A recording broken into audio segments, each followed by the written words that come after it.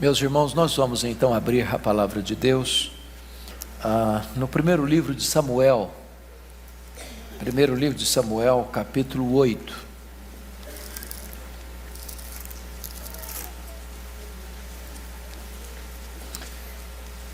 E faremos a leitura a partir do verso 4. 1 Samuel capítulo 8, a partir do verso 4.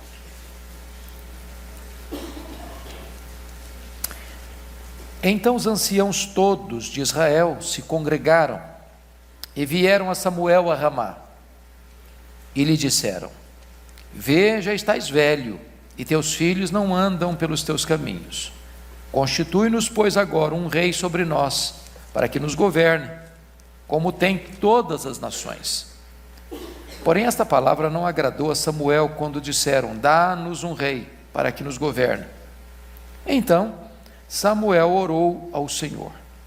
Disse o Senhor a Samuel: Atende à voz do povo, em tudo quanto te diz, pois não te rejeitou a ti, mas a mim, para eu não reinar sobre ele, segundo todas as obras que fez desde o dia em que o tirei do Egito até hoje, pois a mim me deixou, e a outros deuses serviu, assim também o faz a ti. Agora, pois, atende a sua voz, porém adverte-o solenemente e explica-lhe qual será o direito do rei que houver de reinar sobre ele.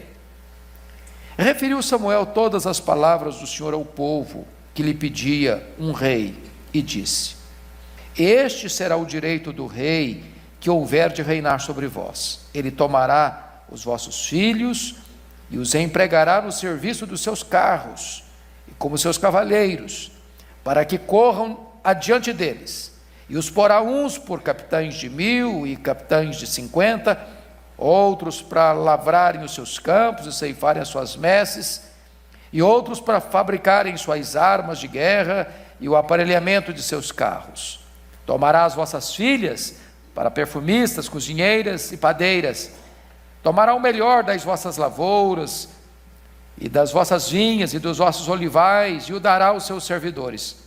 As vossas sementeiras e as vossas vinhas dizimará, para dar aos seus oficiais e aos seus servidores. Também tomará os vossos servos e as vossas servas, e os vossos melhores jovens, e os vossos jumentos, e os empregará no seu trabalho. Dizimará o vosso rebanho, e vós lhe sereis por servos. Então, naquele dia, clamareis por causa do vosso rei que houverdes escolhido, mas o Senhor não vos ouvirá naquele dia. Porém o povo não atendeu à voz de Samuel e disse: Não, mas teremos um rei sobre nós, para que sejamos também como todas as nações. O nosso rei poderá governar-nos, sair adiante de nós e fazer as nossas guerras. Ouvindo, pois, Samuel todas as palavras do povo, os repetiu perante o Senhor. Então o Senhor disse a Samuel: Atende à sua voz e estabelece-lhe um rei. Samuel disse aos filhos de Israel: Volte cada um para a sua cidade. Agora capítulo 16, versos 1 e verso 12. Capítulo 16, verso 1. Disse o Senhor a Samuel: Até quando terás pena de Saul, havendo-o eu rejeitado, para que não reine sobre Israel? Enche um chifre de azeite e vem. Enviar-te-ei a Jessé o belemita, porque dentre os seus filhos me provi de um rei. Agora verso 12. Então mandou chamá-lo e fê-lo entrar. Era ele ruivo, de belos olhos e boa aparência. Disse o Senhor: Levanta-te e unge-o, pois este é ele. Amém. O tema que eu vou tratar hoje com vocês é este: que tipo de crente é você? Saul ou Davi? Eu gostaria de, na minha introdução, pensar com você sobre as semelhanças e diferenças entre Saul e Davi. Primeiramente, vamos olhar as semelhanças entre eles. A vida desses dois reis de Israel tem muitas lições a nos ensinar. Havia diferenças gritantes e algumas pequenas semelhanças entre eles. Primeiro, o nome deles era muito bonito. Saul significa pedido a Deus. Davi significa amado por Deus. Portanto, os nomes são nomes muito significativos. Segundo, ambos tinham belíssima aparência. Diz a Bíblia que Davi era ruivo, tinha belos olhos e era famoso, ou melhor, formoso. Era capa de revista.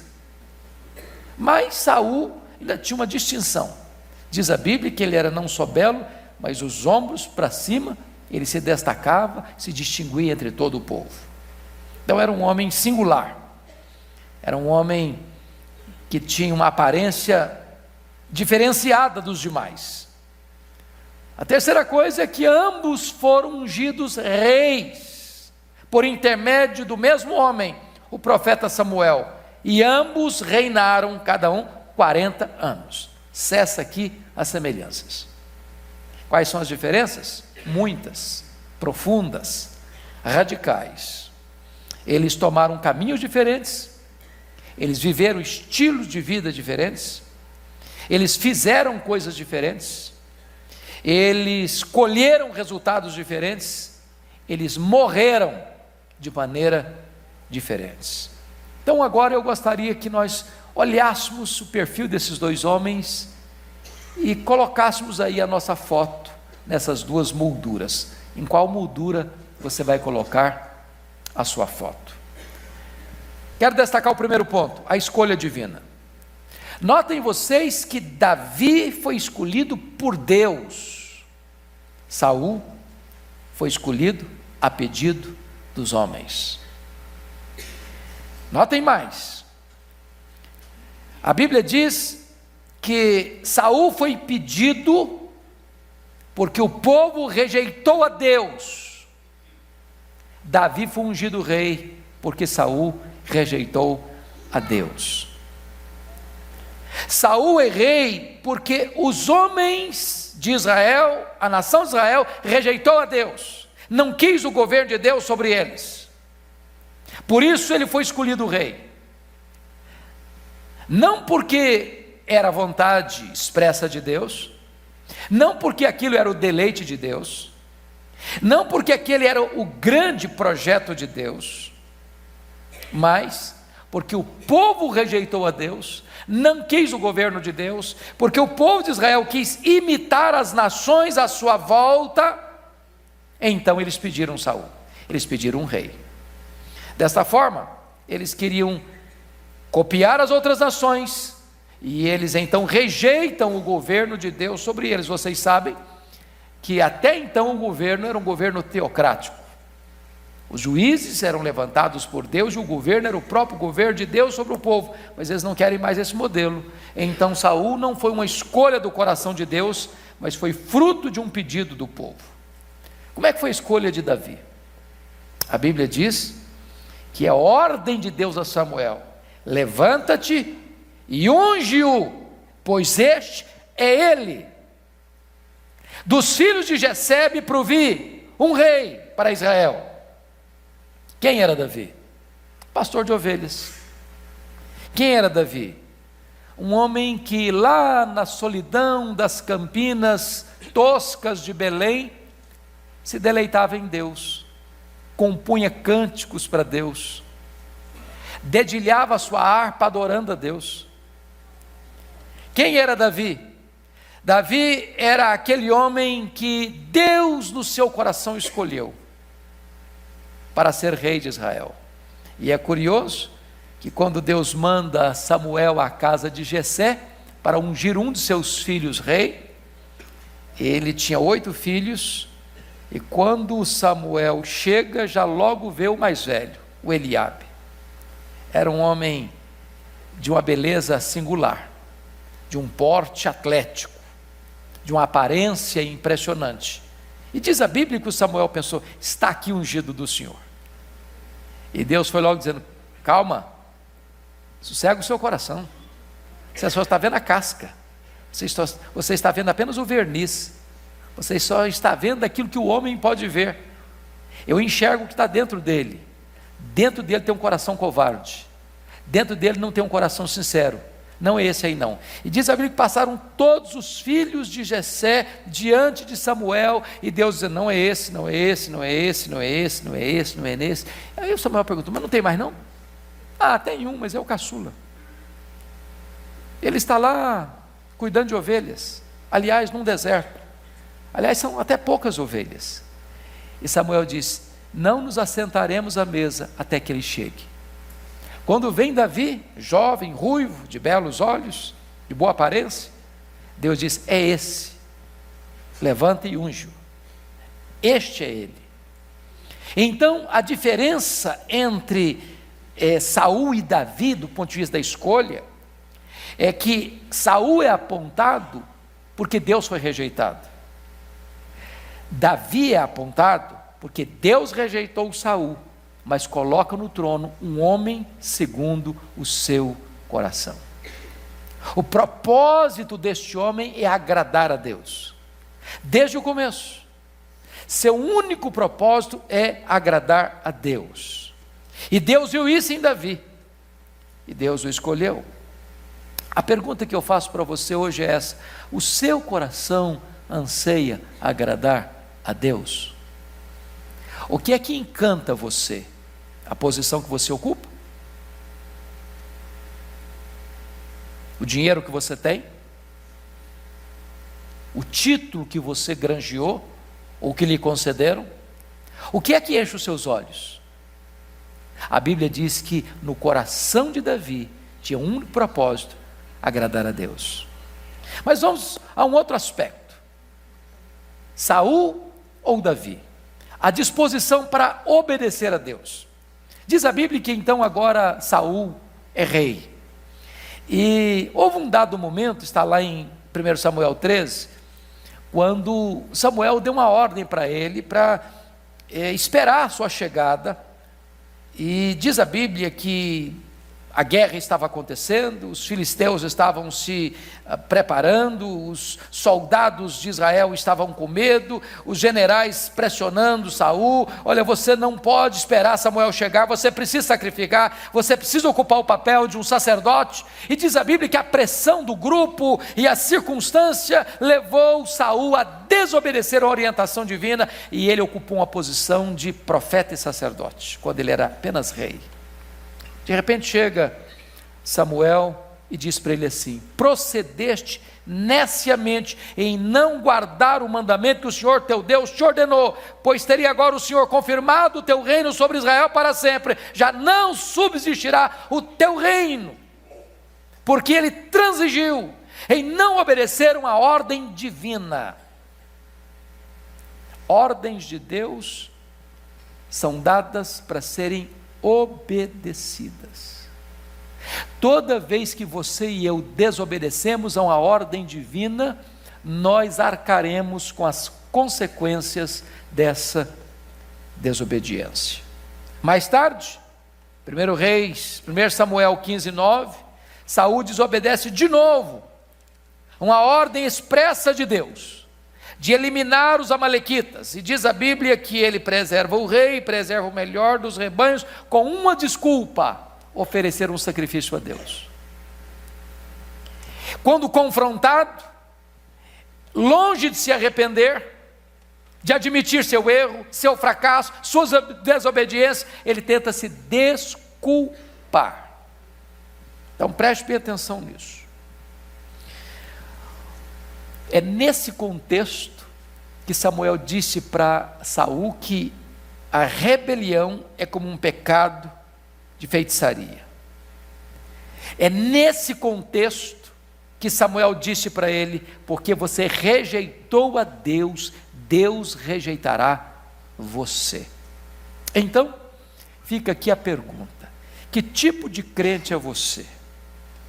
É daquele tipo de crente que quando você peca, e é confrontado, você tenta tirar o corpo fora, você tenta se desculpar, você tenta encontrar justificativas para se proteger, você aceita ser confrontado, admite que errou, se arrepende pelo seu erro, pede perdão para Deus, recomeça a sua vida, ou você está mais interessado em preservar seu nome, em se justificar, em não reconhecer o seu erro, o seu pecado e transferir a responsabilidade para outra. Quem é você? Você é um Saul? Quem era Davi nesse quesito? 1 Reis 15:5 diz: porquanto Davi fez o que era reto perante o Senhor e não se desviou de tudo quanto lhe ordenara em todos os dias da sua vida, senão no caso de Urias o Eteu. Houve um momento em que Davi errou, em que Davi pecou, tudo mais, diz a Bíblia, que ele agradou o coração de Deus. Porém, mesmo quando ele errou, ao ser confrontado, ele diz: eu pequei contra Deus. Então quem é você? Você é um Davi que busca agradar a Deus, que busca andar com Deus, que busca obedecer os preceitos de Deus, que busca cumprir a vontade de Deus. Quem é você? Você é aquela pessoa que quando você erra, quando você peca, e ao ser confrontado diz: eu pequei, Senhor, eu estou errado, Senhor, eu admito. Quem é você? Saul ou Davi? Terceiro ponto que eu gostaria de focar: o cuidado com as pessoas. Vamos ver a diferença entre eles. Saul era um homem egoísta. Saul era um homem que só pensava nele e não tinha cuidado com os outros. Haja visto o que está escrito lá em 1 Samuel 14:24, quando ele faz um juramento insensato, dizendo o seguinte, no bojo de uma guerra: maldito o homem que comer pão antes de anoitecer, para que me vingue de meus inimigos, pelo que todo o povo se absteve de provar pão. Bom, ele não divulgou esse compromisso dele, e um dos seus filhos, Jonatas, no fragor da batalha, com fome, desalentado, pega um favo de mel e come esse favo de mel. Os olhos começam a brilhar porque recebeu um novo vício para a batalha, e ele não está sabendo de nada. Quando é informado que o pai dele havia feito um juramento que qualquer pessoa que comesse pão durante aquele período deveria morrer. E quando esse fato vem à tona, o próprio Saul disse: porque tão certo como vive o Senhor, que salva Israel, ainda que com meu filho Jonatas esteja a culpa, seja morto, porque nenhum de todo o povo lhe respondeu. É um homem que é inconsequente nos seus compromissos, nos seus votos, nos seus juramentos. Ele está disposto a não poupar o seu próprio filho, por causa do seu juramento insensato. Quem é esse camarada? É aquele que, por ciúme de Davi, mesmo estando Davi dedilhando a sua harpa, para tentar acalmar os seus ânimos, tenta cravar Davi na parede, com uma flecha, com uma seta. Quem é esse Saul?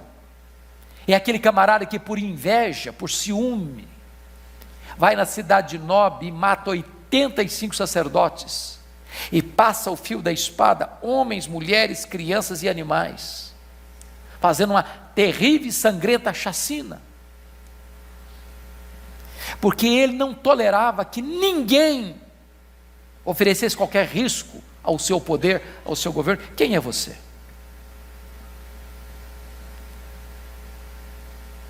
Tem ciúmes? Tem inveja? Se sente ameaçado pelas pessoas?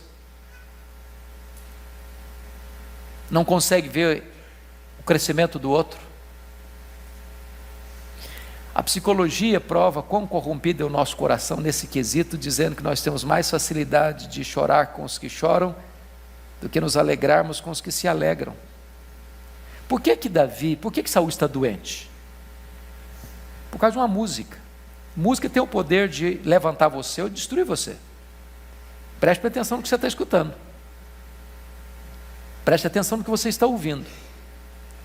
Preste atenção no tipo de música que está penetrando nos seus ouvidos e se alojando na sua alma. E a música que enlouqueceu o rei, que foi sucesso nas paradas FMs de Israel, foi esta: Saul matou os seus milhares e Davi os seus 10 milhares. Ele era o rei. Não é possível que esse menino está na minha frente, que esse menino está recebendo mais reconhecimento do que eu. A partir desse momento, Saul teve obsessivamente um projeto de vida: matar seu genro Davi. Davi era genro dele. Uma guerra dentro de casa. Alguém que não consegue ser feliz, porque ele pensa o seguinte: eu não posso ser feliz enquanto eu não eliminar aquela pessoa, enquanto eu não tirá-la do meu caminho.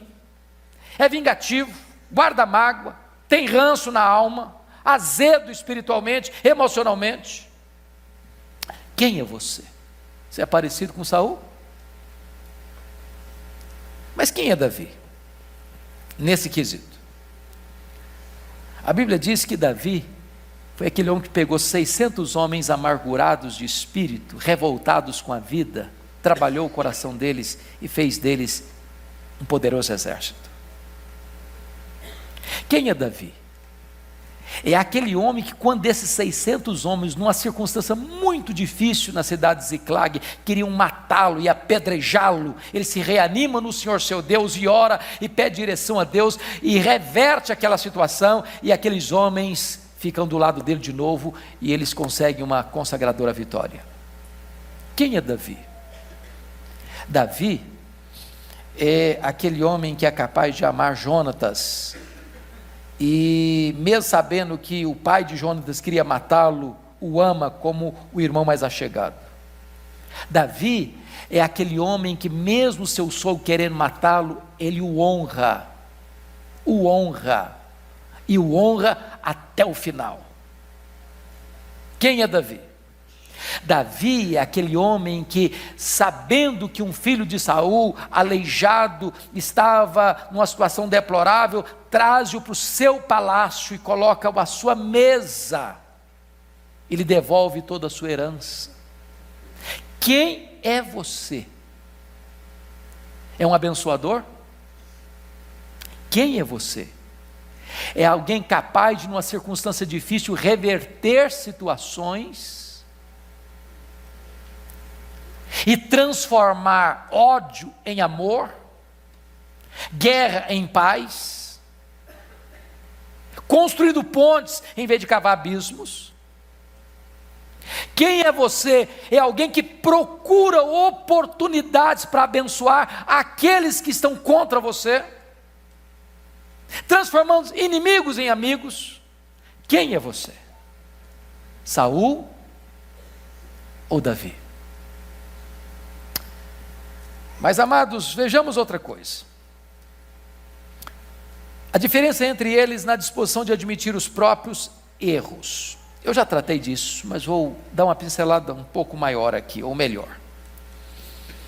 Quando Saul foi confrontado, lá em 1 Samuel 13, ele deu desculpas, ele não se quebrantou, ele não se humilhou, ele não pediu perdão para Deus, ele não reconheceu o erro diante do profeta Samuel. Ele culpou o povo, ele culpou Samuel, ele culpou a Deus. Nós corremos esse risco, sabia? Eu fiz isso porque fulano fez aquilo, outro. Eu reagi assim porque também a pessoa falou aquilo e aquilo outro. Esse é Saul. Como é que Davi reagiu quando o profeta Natã foi à casa dele e o confrontou com o seu pecado? A resposta dele foi: pequei contra o Senhor. Portanto, o resultado foi outro. Também o Senhor te perdoou o teu pecado e não morrerás.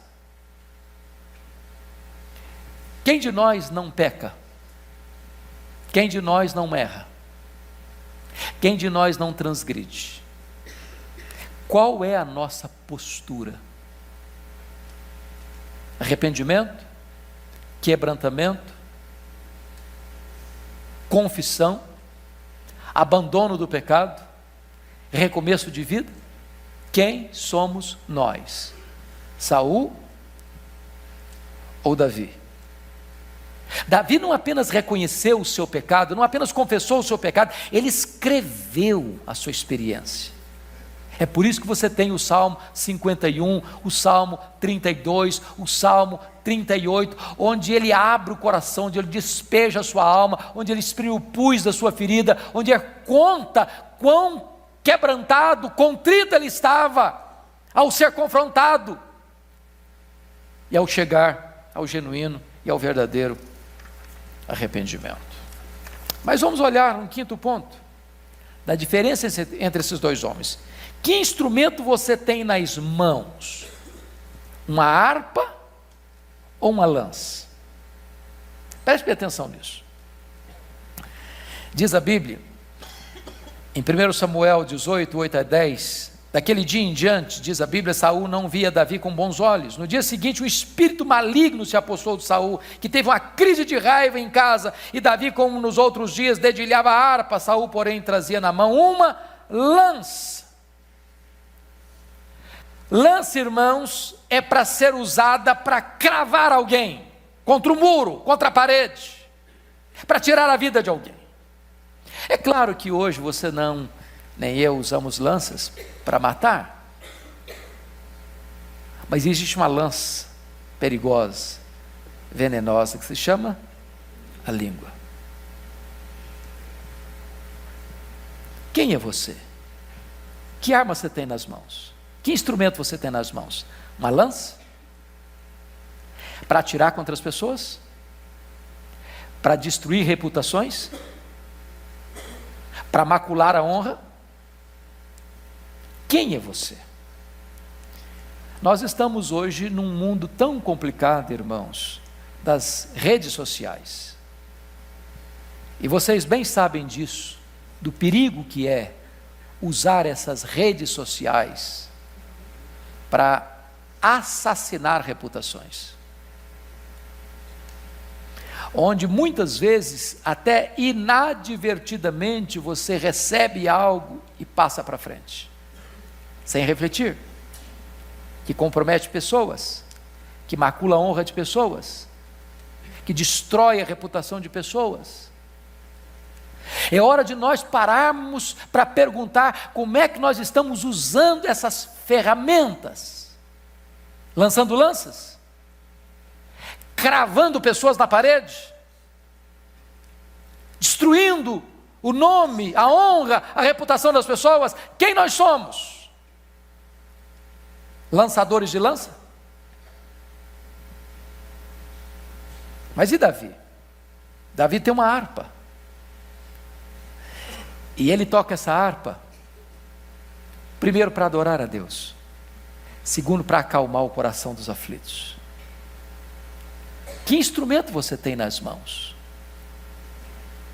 Talvez nenhum de nós aqui sabe tocar uma harpa, mas do mesmo jeito que nós podemos lançar a flecha com a língua, nós podemos também tanger uma harpa com a nossa língua. A nossa palavra pode ser boa, pode ser verdadeira, pode ser oportuna, pode ser medicina, pode trazer cura. Quando uma pessoa aflita chegar perto de você, você pode trazer uma palavra de esperança. Quando a pessoa que está caída estiver perto de você, você pode trazer uma palavra para restaurá-la. Quando uma pessoa estiver desesperada da própria vida, você pode dizer para ela que a vida faz sentido. Quando uma pessoa estiver desesperada, ou talvez numa terrível tensão e conflito com alguém, você pode entrar aí como um construtor de pontes e ser um ministro da reconciliação.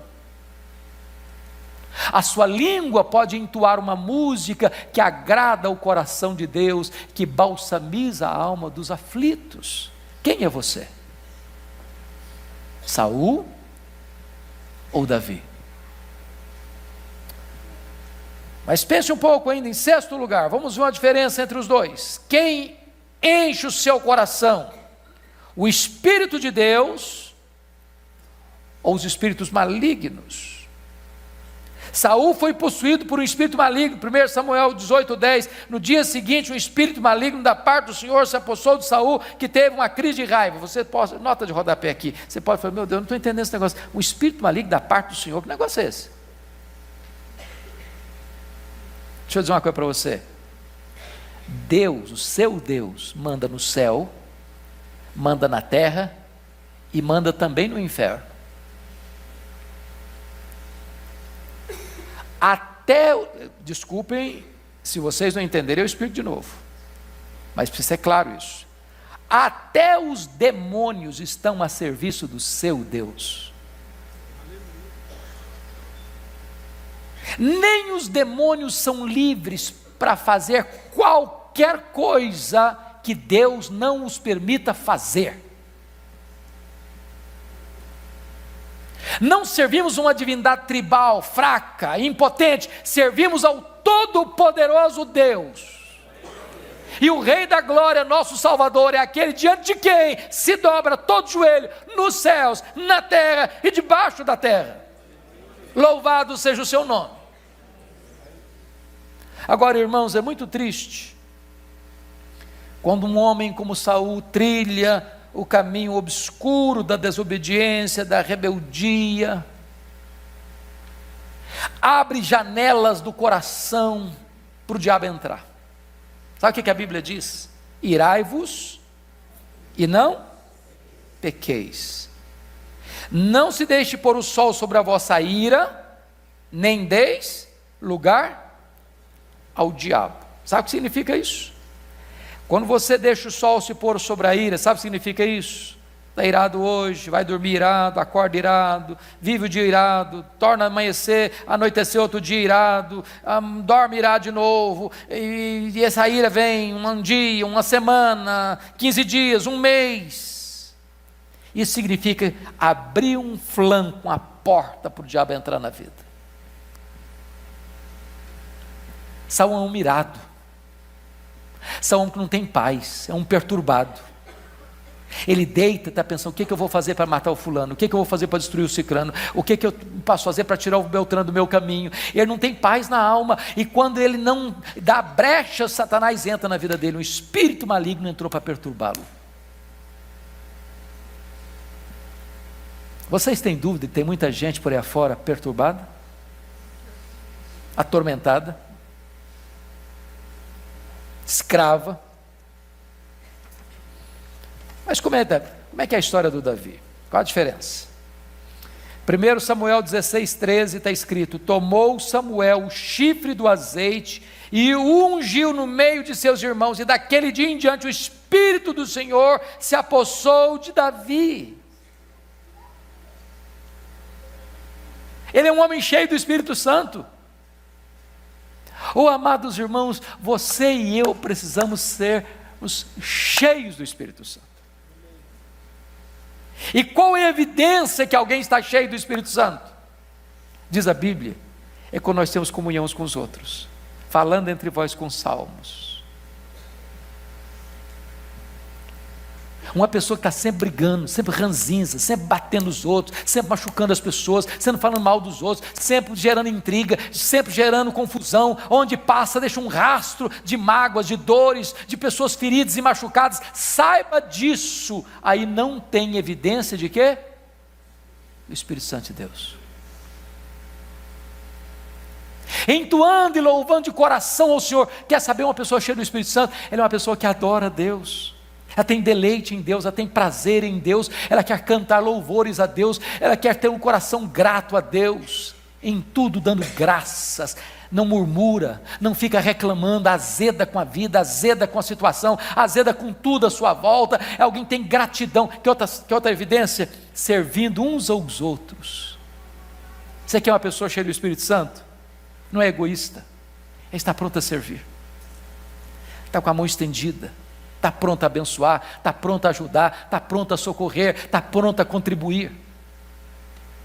Pois Davi era um homem cheio do Espírito Santo. Então eu pergunto a você hoje: quem governa a sua vida? Que poder governa a sua vida? De quem você está cheio? Eu termino com o último ponto. Qual a diferença entre esses dois homens com respeito à morte? Um dia a morte chegou. Como é que foi a situação do Saul? Diz a Bíblia que o Saul está atormentado, porque ele rejeitou a Deus. A Bíblia diz que Deus o rejeitou, porque não falava com Deus. Deus parou de falar com ele. Não falava por meio de profetas, não falava por meio de sonhos, não falava por meio de Urim, nem de Tumim. Agora ele está na iminência de uma guerra. Samuel já tinha partido para o Senhor. E diz a Bíblia que já tinha no começo do seu governo expulsado os médiuns, as pitonisas de Israel. Pergunta para um dos seus assessores: arranja para mim uma feiticeira, vou consultá-la. Chega um momento em que o pecado endurece tanto o ser humano que ele começa a ser incoerente, a fazer aquilo que ele não acreditava antes. E diz a Bíblia que ele vai nessa feiticeira, se disfarça, embora ele era indisfarçável, porque era o cara mais alto de Israel, e chega lá. E 1 Samuel 28 é um dos textos mais complexos da Bíblia, e diz a Bíblia que a mulher pergunta assim: quem é que você quer que eu faça subir? Eu quero que você me faça subir Samuel. E aí diz a Bíblia que, entendendo que era Samuel, ele começa a dialogar com o suposto Samuel, Samuel do espiritismo, Samuel da necromancia.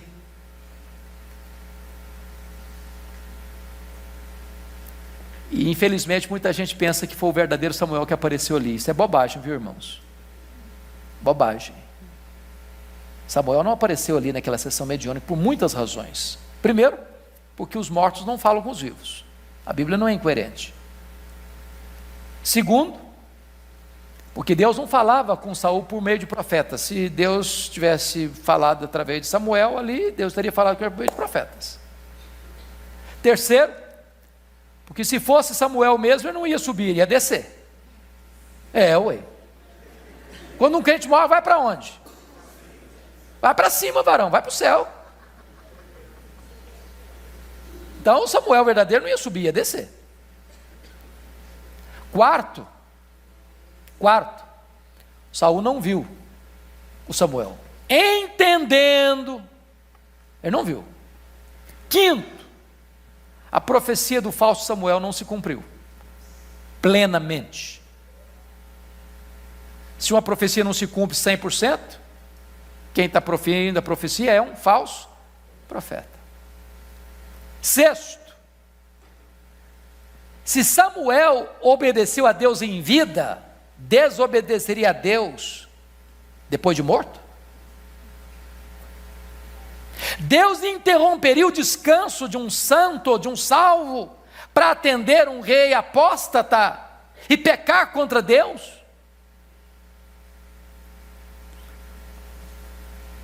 Ele sai dessa visita médium, a feiticeira, mais perturbado do que chegou, porque assim o diabo não traz consolo para ninguém, não traz saída para ninguém, não traz solução para ninguém, só traz perturbação.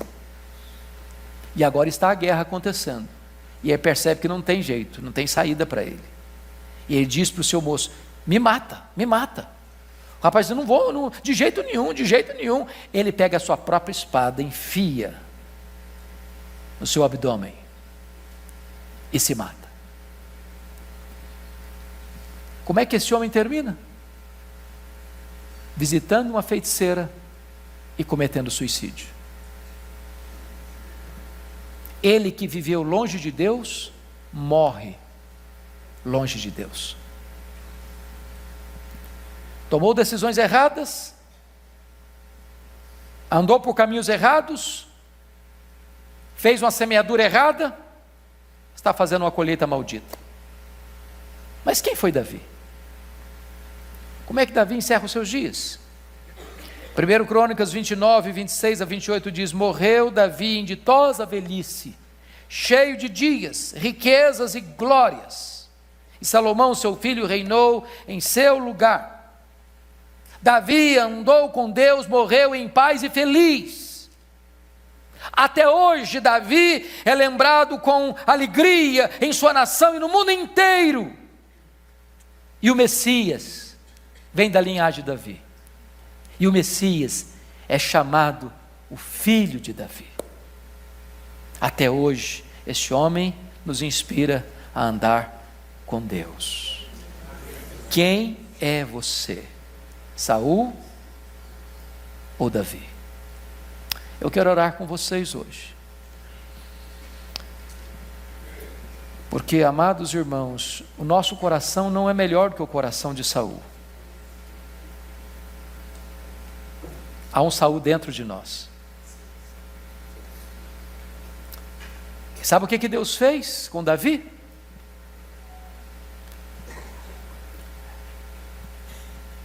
Davi não foi levado ao trono no momento que foi ungido rei. Deus o matriculou na escola do quebrantamento.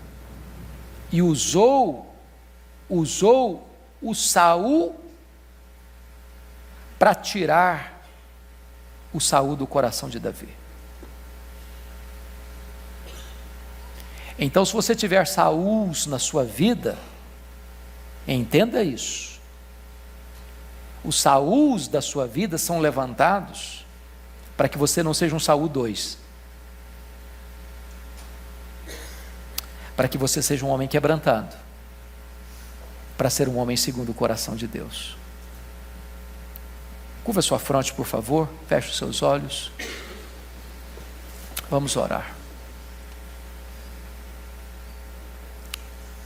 Ó Deus, nós estamos na Tua casa e na Tua presença, diante da Tua palavra, que é viva e poderosa.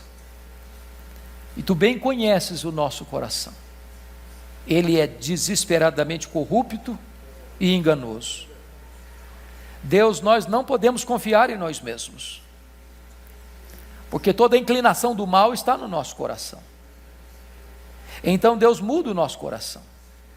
Dá-nos um novo coração.